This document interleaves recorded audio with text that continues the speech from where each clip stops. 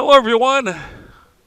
Welcome to the Union Pacific Railroad Evanston Subdivision in HO Scale.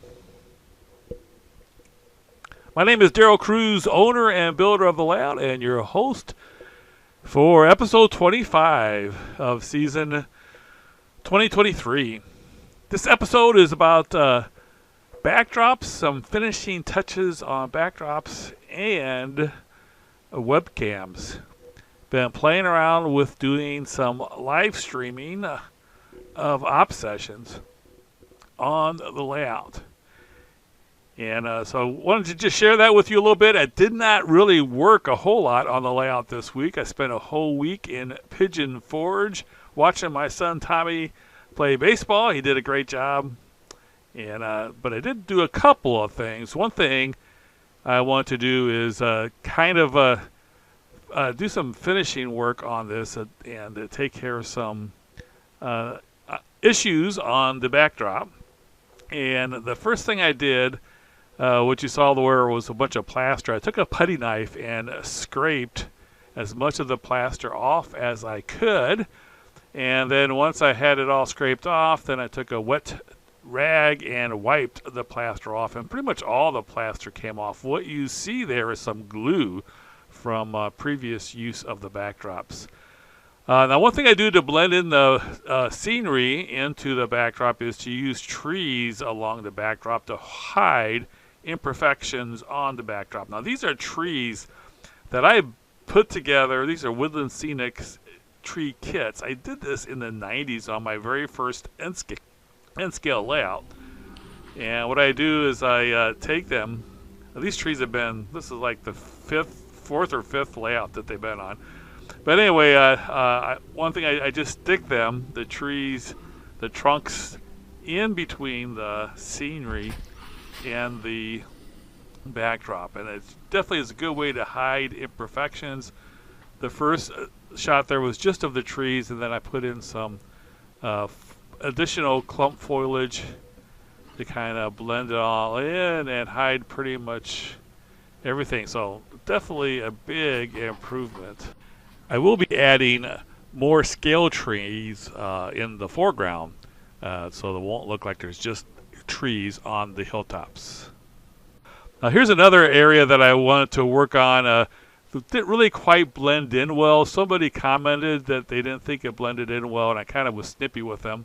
But after looking at it, I was like, yeah, it does need some work. So I did also do some additional work here on using some coarse turf. This is burnt grass coarse turf that I put in there so that it blended in better. It's more important that it blends in perfectly when you have a valley. Here's another example where you have a valley where it looks like it kind of comes right up to the backdrop. It's more important that it blends in. If it's a hill, you can just figure it's way past. Well, anyway, here's some more work. I didn't quite get to this. Like I said, I just worked on it really Saturday. But I'm going to try and get this done also. Also, then I did also get some webcams while I was in Pigeon Forge. I was looking at some different webcams and ordered some Zoomy Mall webcams. They're only like $25 a piece, and they're 360-degree panning and so on. And my idea is that I would get it to where I would have 4 cameras and have all 4 of them on the screen, and then we could kind of zoom in on one of them. I have to kind of play around with the software because when you have the 4 videos going on one screen, when you zoom in on one, it's standard definition. So the video quality of this is not that great because I'm basically zooming in on a smaller video. Now these are of course for security, and they don't really care that it's that clear, but you definitely get an idea of what it's going to kind of look like, and we can kind of follow along the trains as we go. And I only have one right now, right kind of in the middle of the layout. So don't really have much coverage of the layout, but you can kind of get an idea of how things are going to go. Then again, it does have 360 degrees, and you can also go up and down, pan back and forth.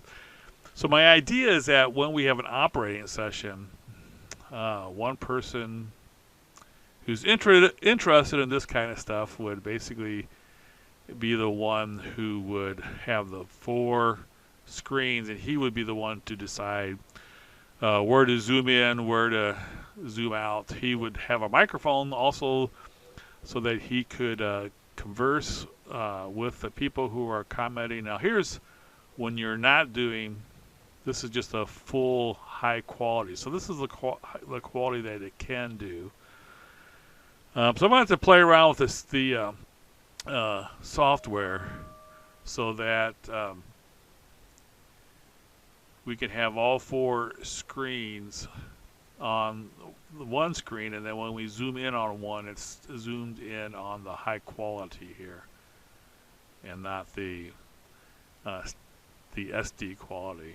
So here I'm kind of playing around with the zooming and so forth. So a little bit of work on getting this all done, but I am hoping to eventually have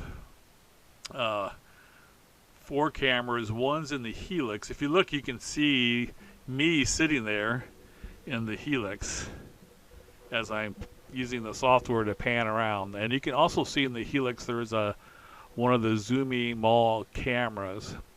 So right now I have 2 cameras, one that you're looking at right now. Here, there you can see me waving. One right now, and then one in the helix.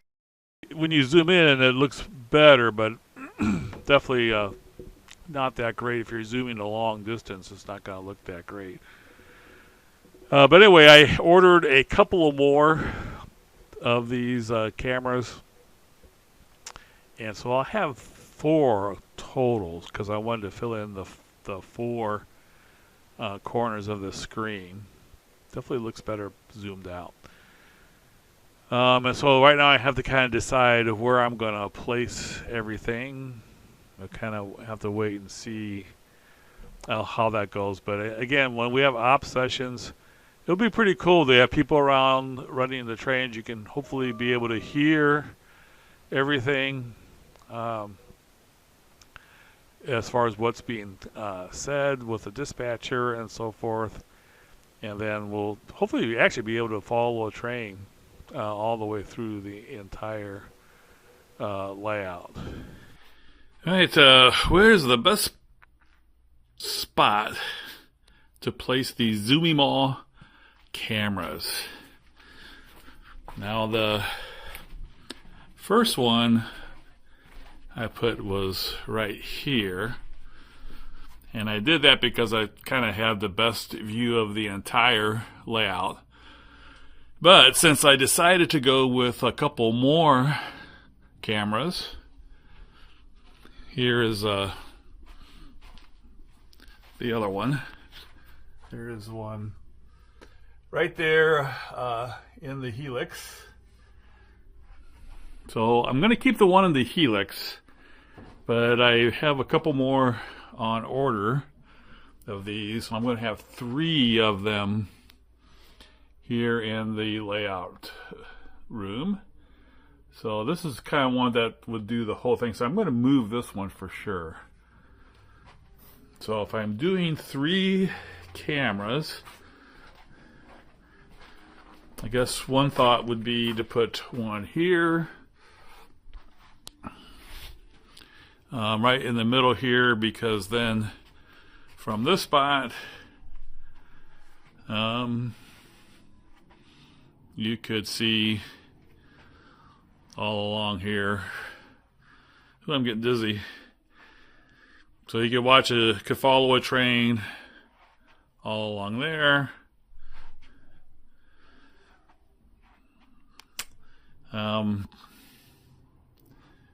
It's going to be about this high, so I'll be able to see if I put it here. I would be able to see a train on both sides of the mountain here. So if I put it right here, could watch it go. It would be nice to have one here and one here. But I don't want to have too many because this, I'm thinking there'll be 4 cameras that would catch the action, and so when I would stream this, I'd have the 4 videos on the screen, and then the person who's hosting the live stream could bring up one of the 4 cameras and if they wanted to get close-ups. Here's where I was planning on putting the other one, was right in here, something like right here. And then you could see Curvo,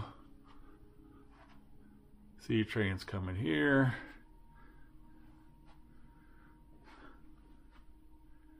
And so on. So if I had those 3 cameras,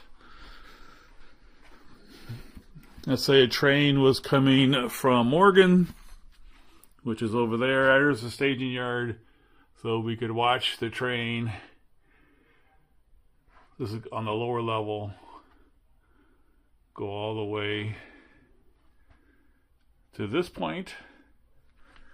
Then this 3rd camera here, if I put it right here, it would catch it from there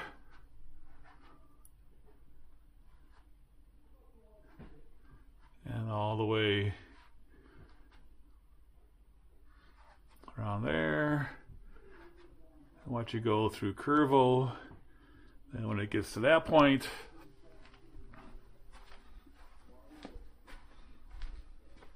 we could switch back to this camera up here.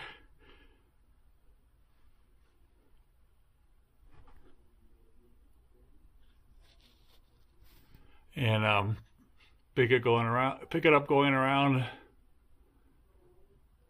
here. And you would have one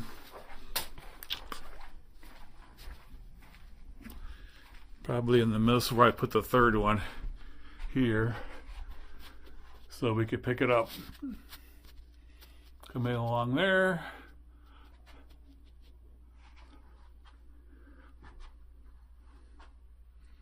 All the way around Evanston.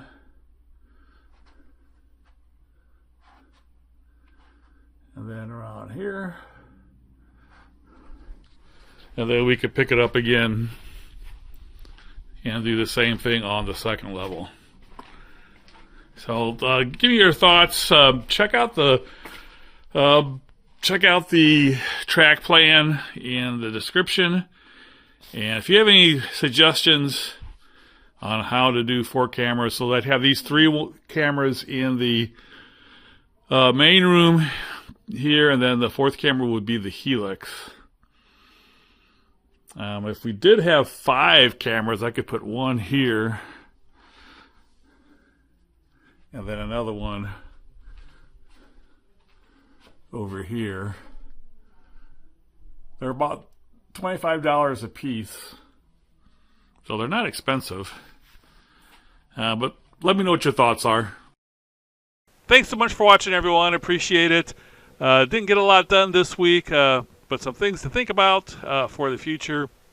And we'll hopefully have a lot more time this week to work on things. Some things to look forward to is a review of Aurora Miniatures containers and Aurora Miniatures boxcars, as well as hopefully a live stream this weekend sometime. And of course, another update 1 week from today.